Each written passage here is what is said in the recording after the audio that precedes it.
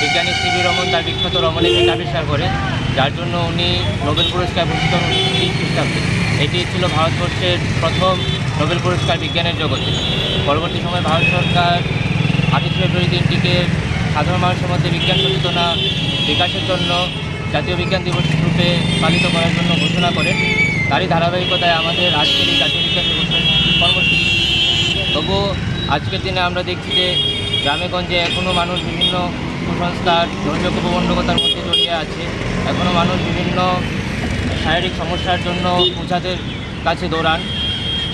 এছাড়া আমরা দেখছি যে গঙ্গা, যেখানে বিজ্ঞানীরা বলছে যে বিশ্বের সবচেয়ে দূষিত নদীদের মধ্যে একটি, সেখানে মানুষ এখনও সেখানে স্নান করছে, সেই জল পান করছে এবং পরবর্তী সময়ে বিভিন্ন রোগে আক্রান্ত হচ্ছে।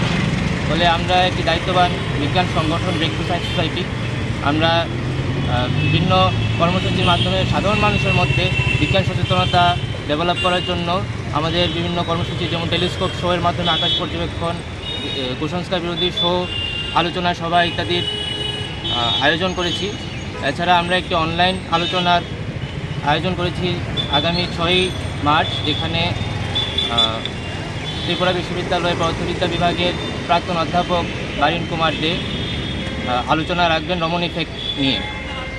তিলক Chakraborty, Tripura breakthrough science society Tripura চ্যাপ্টারের ইনচার্জ।